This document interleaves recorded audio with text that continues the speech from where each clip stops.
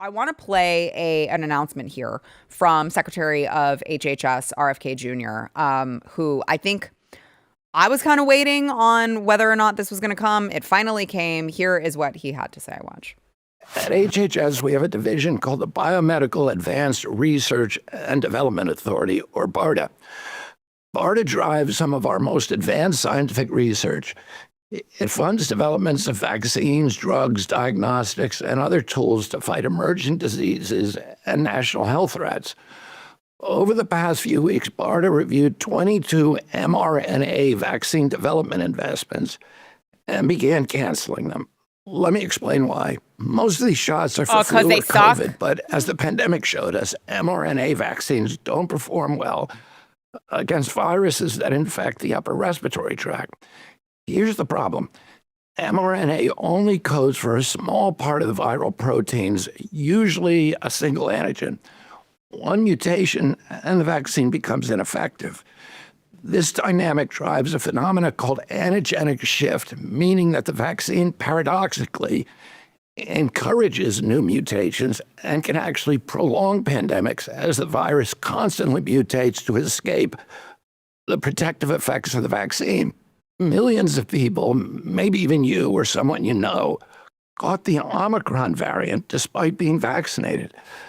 That's because a single mutation can make mRNA vaccines ineffective. The same risk applies to flu.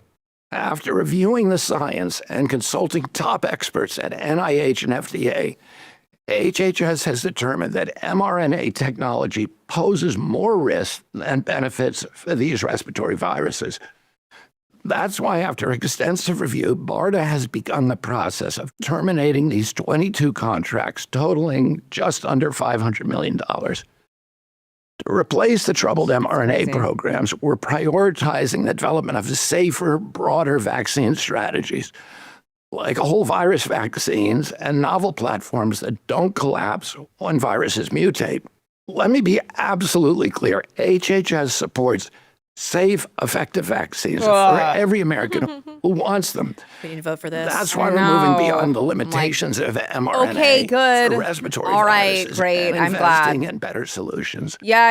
I'm glad that we're not now investing $500 million worth of taxpayer money to mRNA technology that doesn't work. But it is annoying to hear him like, okay, let me be clear before people call me an anti-vaxxer. We definitely support safe and effective vaccines. Which ones are those? I was curious. Please show me. If you were disappointed on the vaccine front so far. I mean, no, I'm actually not. Because the way that I see it, I know there are a lot of people in the MAHA movement who expect things very quickly. I mean, they expect it a lot on day one. They're like, we need to halt the entire vaccine program. We need to do this. We need to do that. I actually disagree, because you don't want to do something that's going to turn more people off than maybe intrigue them or spark some sort of a curiosity. And I understand that you have to do this with intention. You have to do this the right way. You can't just come in and upend the entire system. Sure. So I'm actually happy with the way that he has addressed it so far. I think that it makes sense. I think that if you weren't thinking of any sort of other optics or political ramifications or anything like that, I mean, if it were me, I'd be like, we're burning the whole thing down. Right. But I understand you have to play the game to a certain degree, and I think that he has played it smartly. Right. In my opinion. Well, so what about the Moderna stuff? Like, I feel like I just read an article the other day that some Moderna COVID shots just got approved. Yeah, Not so long ago. For use of children, I believe that was the one. Yeah, the high-risk children. But that apparently, according to some folks, was something that he wasn't in the office physically to prove it. People were very sneaky about it behind the scenes. It was him and one of his chief of staff, deputy chief of staff. They were on vacation, and the people who were in charge went ahead and carried on with that while they were out on vacation. Yeah.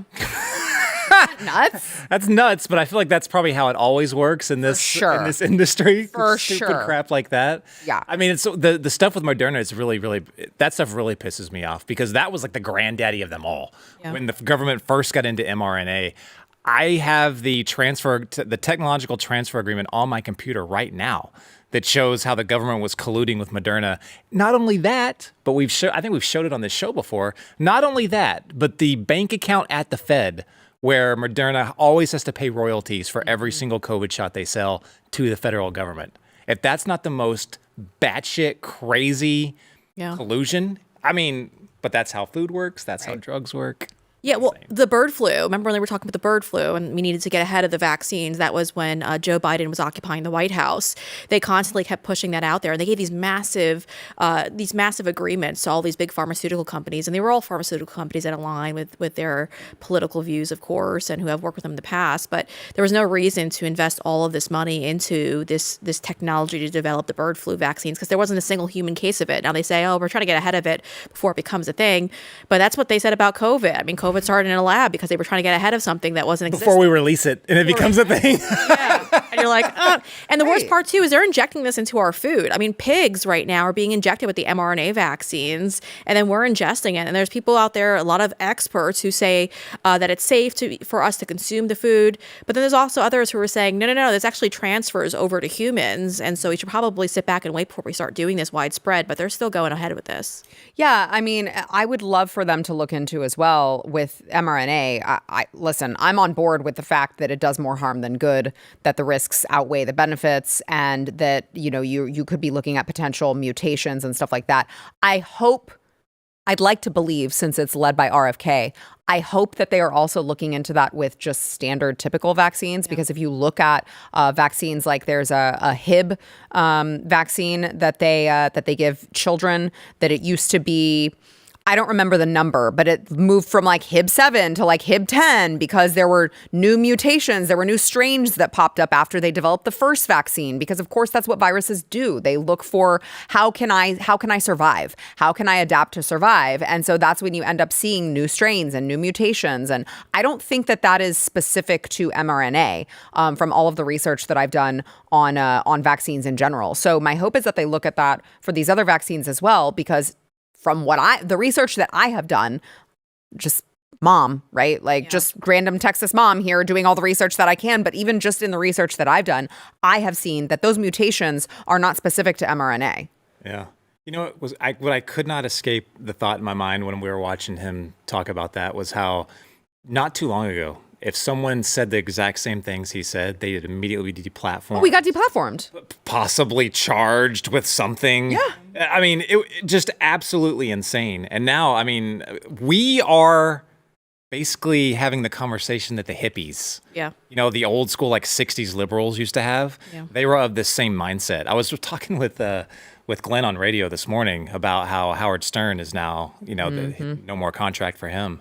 And he used to be the guy that he was like, I remember listening to him, and I also, in the same vein that I listened to punk rock music, it was like, not really sure if I liked it, but it was something different, and it was very anti-establishment. Yeah.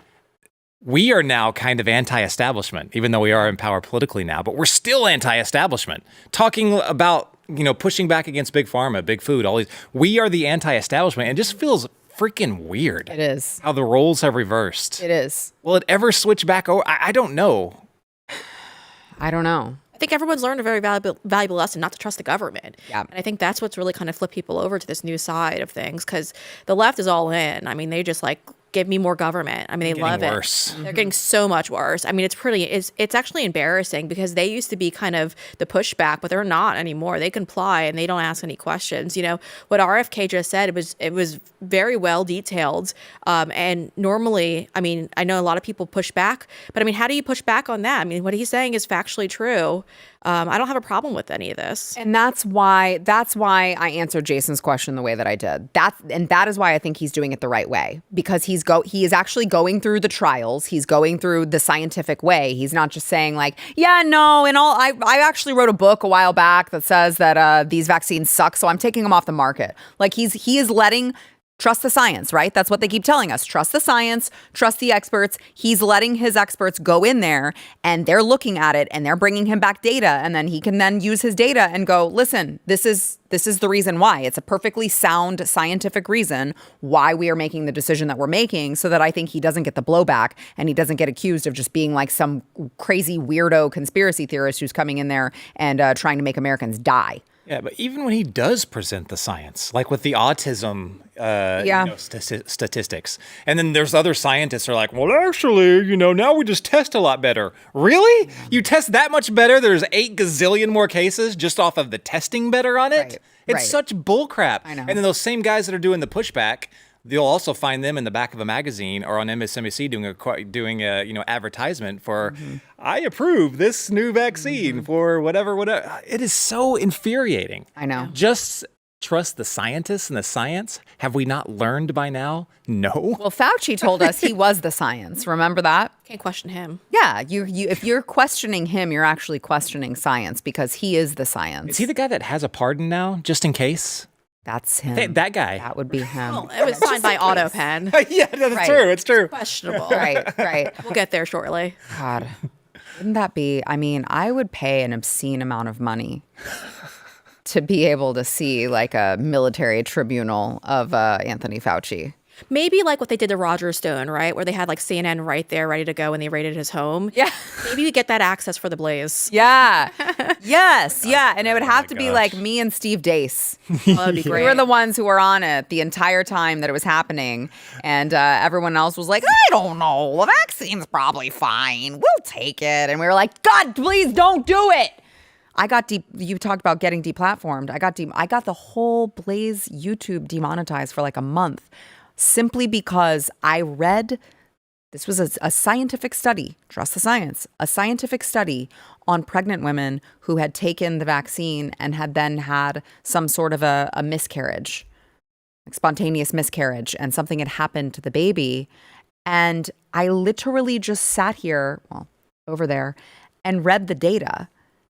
And they posted it, and it got the Blaze, the entire account, demonetized for an entire month because I did that. Telling the truth will be an act of revolution, straight up, and we lived through it. What's so funny is when people try to say people like RFK or people like myself or Peter McCullough or any of the people who spoke out during COVID, they accuse us of doing it for money. And I'm like, boy, You think there's money in that? I've got a bridge to sell you. There is absolutely no money in telling the truth. I literally lost my job over this. Yeah, you know better than anyone. No money involved in this unless you were, of course, getting paid off by HHS, which a number of the big outlets were at the time, but anyone else who spoke out against it was nuked on the airwaves, or you lost your job. And HR remind people who you worked for. Oh, it's a company you probably haven't heard of them, called Fox Corp, Fox Business, Fox News, minor company. They took a bunch of money from HHS thanks to the great work over at the Blaze, who uncovered all of this through a great FOIA request. And Fox News, we don't know the dollar amounts because they still want to redact that information, but we know that they did take the money. And little old me was sent to New York City, and they told me that if I don't take the vaccine, I'm getting put on unpaid leave. And they cited an illegal New York City private sector vaccine mandate, which is already ruled illegal by the Supreme Court. So no big deal. If you like this clip and you want to see the full episode, click here. And if you want to subscribe to the channel, come on, you know you do. Click here.